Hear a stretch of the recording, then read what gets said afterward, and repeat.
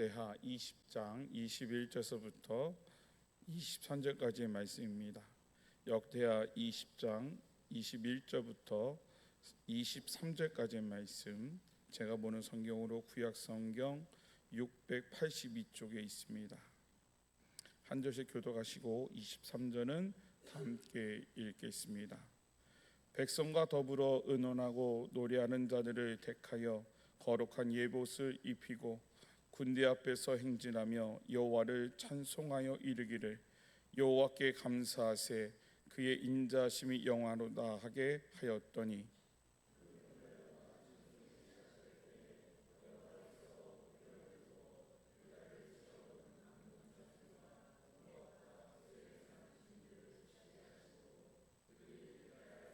다 같이 읽겠습니다. 곧 암몬과 모압 자손이 일어나 세일산 주민들을 쳐서 진멸하고 세일 주민들을 멸한 후에는 그들이 서로 쳐 죽였더라.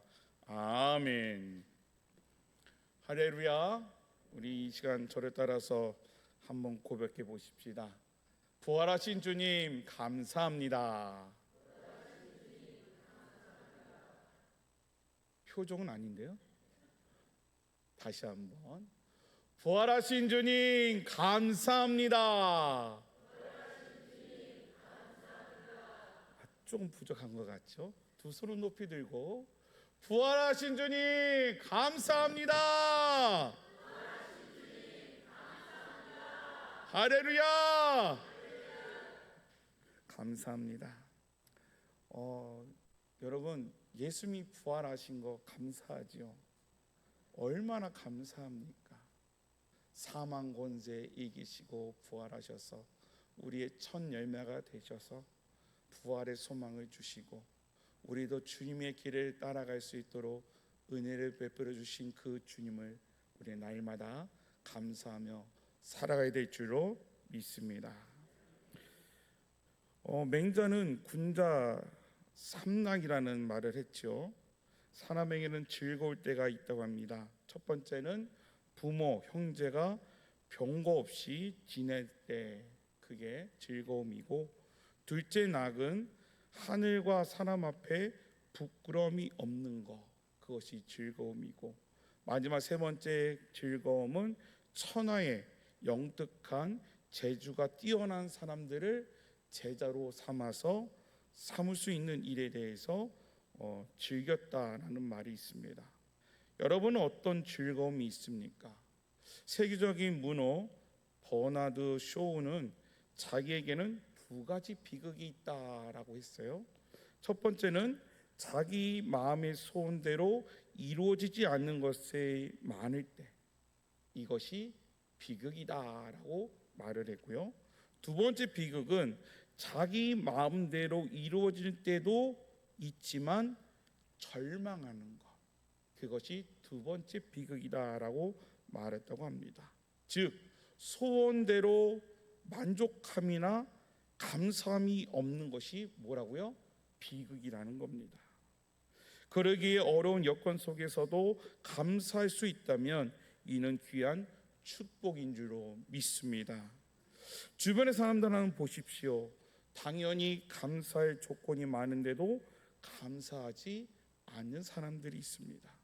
더군다나 놀라운 것은 감사할 수밖에 없음에도 불구하고 오히려 불평하는 사람들도 있다는 거죠.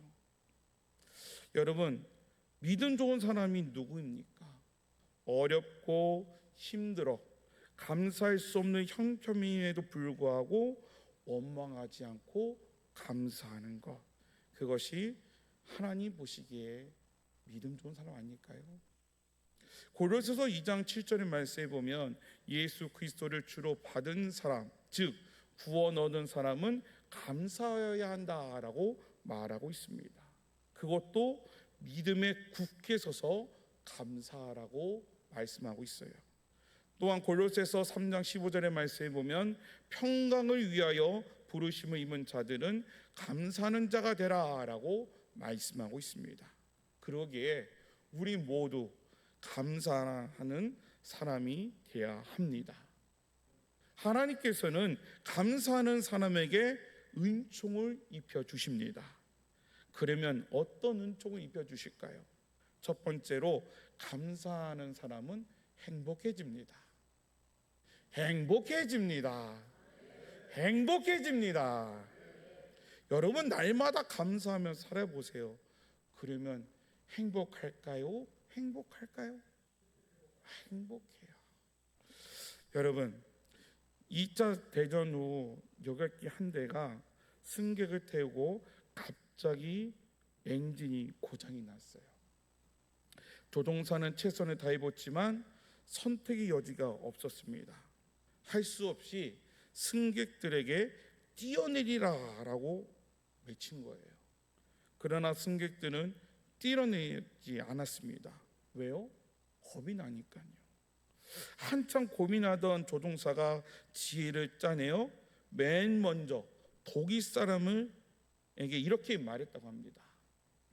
히틀러의 명령이니 뛰어내리라. 그랬더니 하이 틀어 하고 뛰어내렸다는 거예요. 심각하게 들으면 안 돼요. 이거 좀 재밌는 이야기예요.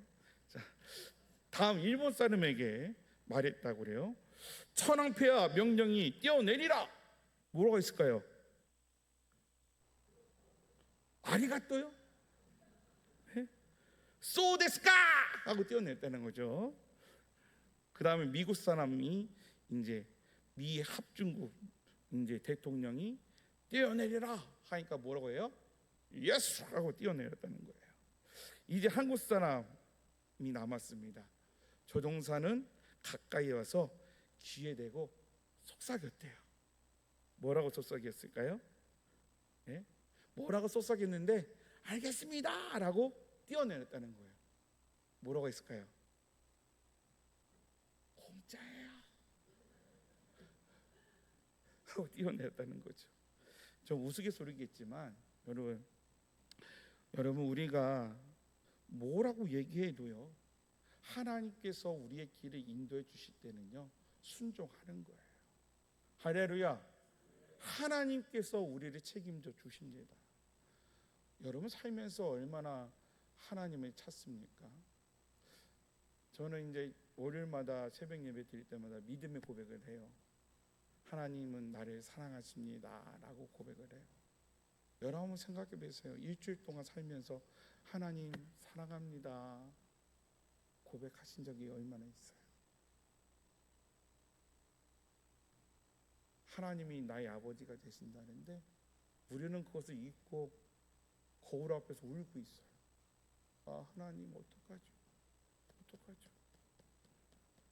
하나님이 나의 아버지신데도 불구하고 하나님을 사랑한다 고백 못하고 진짜 하나님이 필요할 때는 하나님 앞에 나와 기도하지 못한 우리 자신을 되돌아보면 부활하신 주님께 진짜 감사하는 걸까?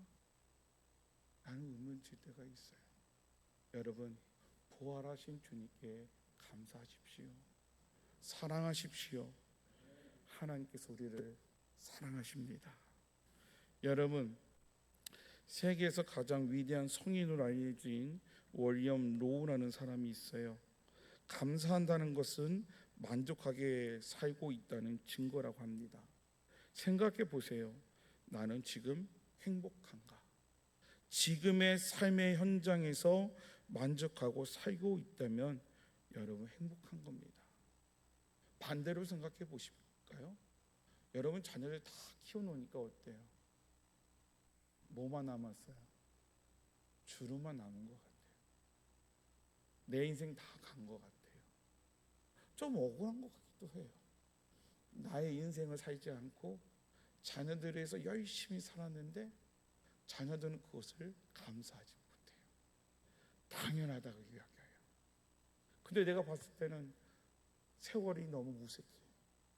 주름만 생기고 나이만 먹고 내 인생 아깝다. 원망하면 계속 원망할 수밖에 없어요.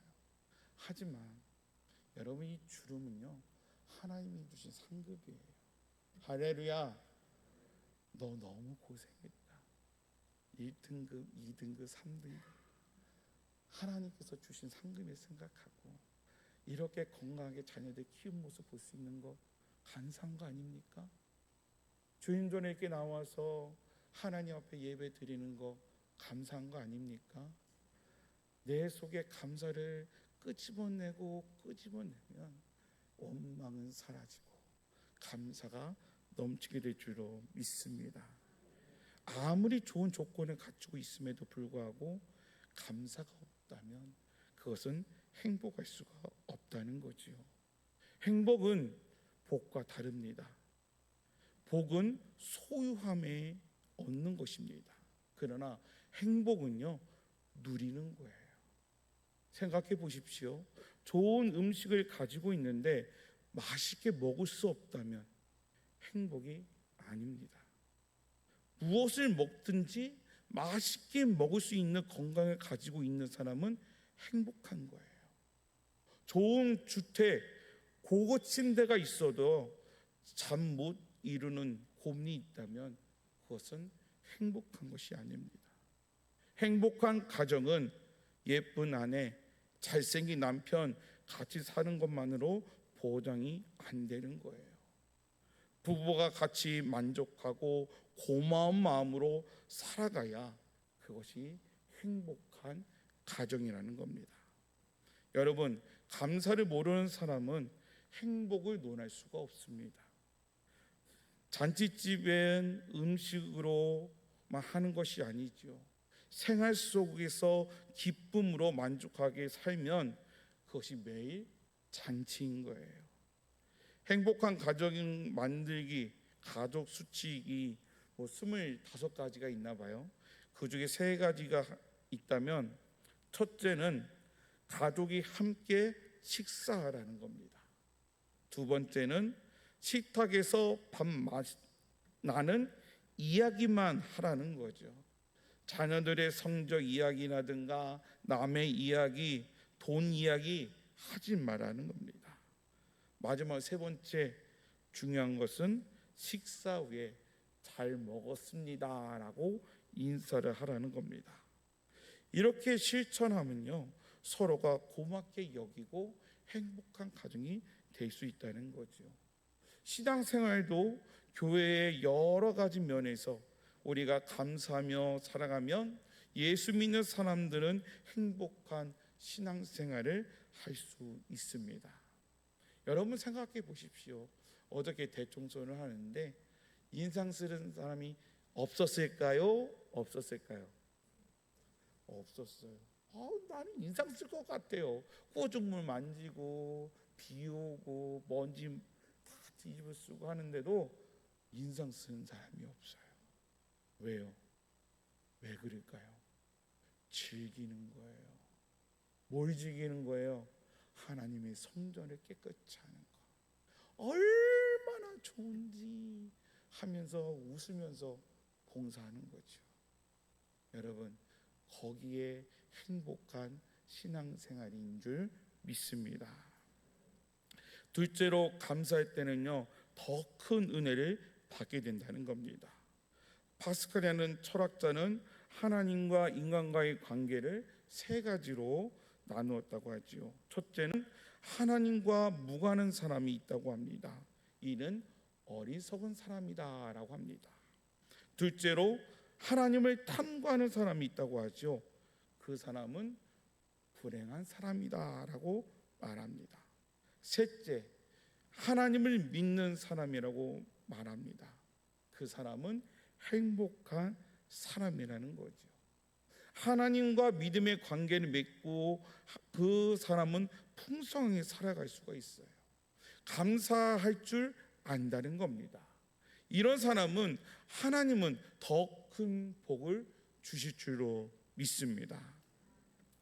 여러분, 하나님의 은혜와 축복은 감사의 그릇에 부어 주십니다. 그러기에 불평의 그릇을 가지고 와서 축복을 담으려고 한다면 그것은 잘못된 계산이에요. 그러면 왜 더 큰 은혜와 복을 주실까요? 그것은 은혜를 잊지 않는 믿음이 있기에 더 큰 복을 주실 줄로 믿습니다. 감사는 은혜를 은혜로 알 때에 할 수 있다는 거예요. 우리나라에 이런 속담이 있죠. 물에 빠진 사람 건져주니 보따리 내놓으라고 한다라는 말이 있어요. 생각해 보면 당연한 일일 수도 있어요. 생명을 구했으니까 전에 가지고 있던 내 보따리를 찾아야죠. 당연하다 할 수도 있어요. 그런데 이미 보따리는 지금 어디에 있어요? 물속 아래에 있어요. 건질 수가 없어요. 미련을 두면 될까요? 안 될까요? 안 돼요. 여러분, 물에 빠진 사람이 많이 죽는 이유가 뭐죠? 예? 살고 싶어서 밟은 쯤 더 죽는 거예요. 그죠? 저기 물에 빠진 사람 구할 때 보니까 전 깜짝 놀랐어요. 왜냐하면 사람이 물에 빠졌어요. 근데 남자가 건장한 사람이 헤엄쳐서 촥촥촥 가더니요, 주먹으로 그 사람을 촥 때리는 거예요. 물에 빠진 사람을. 왜요? 기절시키는 거예요. 왜요? 안 그러면 그 물에 빠진 사람이 막 자기 살고 싶어서 그 구조할 사람을 잡아버리니까 같이 물에 빠진다는 거죠. 그래서 그 사람 정신이 돌아가기 위해서 그렇게 한다는 거죠. 여러분, 우리도 마찬가지입니다.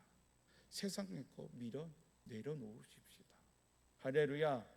마음은 그렇게 할 수 없지요. 욕심 좀 나긴 하지요. 하지만 하나님이 말해줬잖아요. 세상의 모든 것을 얻으실지라도 하나님을 잃어버리면 모든 거 다 잃은 거예요. 하지만 세상의 모든 것을 다 잃었을지라도 하나님만 아신다면 다 얻은 줄로 믿습니다. 어떤 믿음의 사람이 투명 생활을 6년 동안 했다고 합니다. 모든 이들이 다 죽는다고 했는데 계속해서 사는 거예요. 분명히 6개월입니다 라고 했는데 1년이 지나고 2년이 지나고 6년이 흐른 거예요. 그런데 죽지는 않았지만 몸은 어떻게 해요? 조금씩 약해지는 거죠. 그랬더니 이 사람이 이렇게 다짐했다고 해요. 내가 살아있는 것으로 얼마나 감사한가. 산소 호흡기를 안 달고 숨 쉬며 의식이 있고 살아있는 것만으로도 감사하겠노라. 나를 살려주신 것을 생각만 해도 눈물이 솟아나도록 감사하다는 것. 그런 마음으로 살아갔다는 거죠. 여러분, 우리는 오늘도 부활하신 예수님을 믿고 알고 살아가고 있습니다. 그러기에 우리 자꾸 감사하며 삽시다.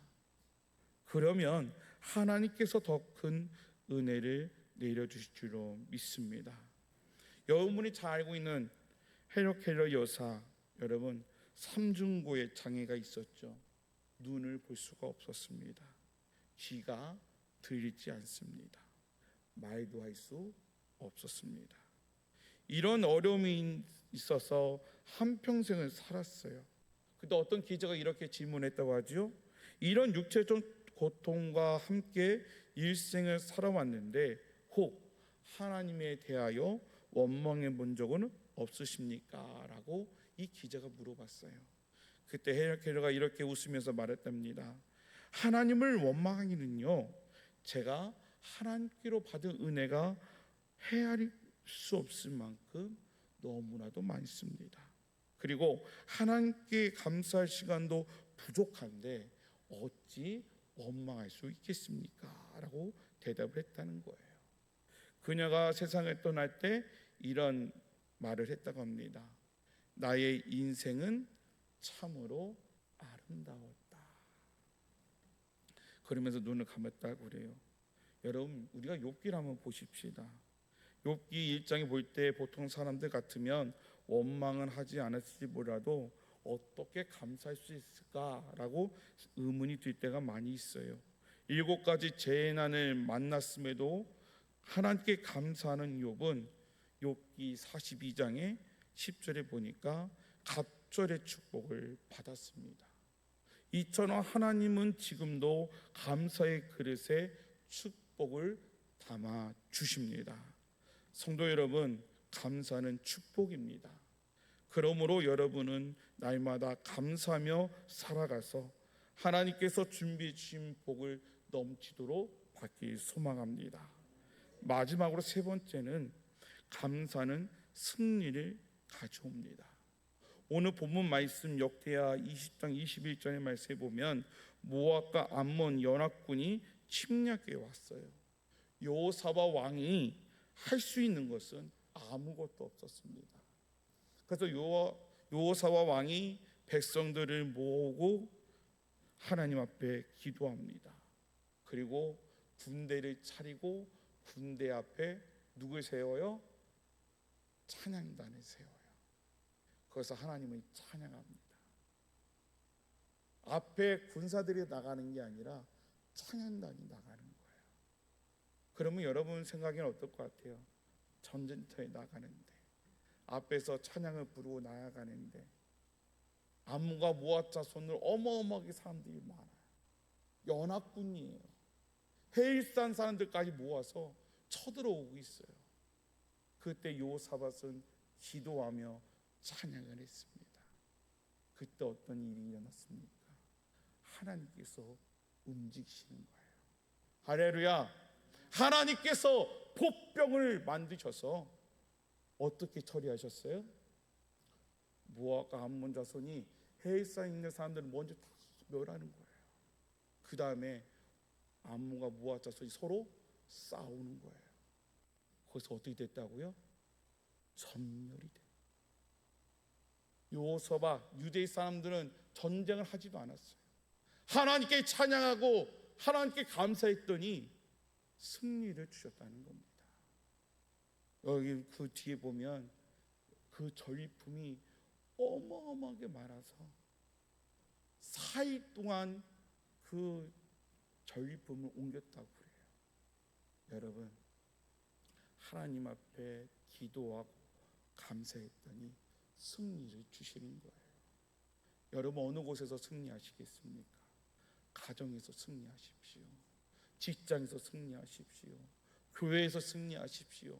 여러분이 받는 그 걸음걸음마다 승리의 주님께서 함께하여 주실 줄로 믿습니다.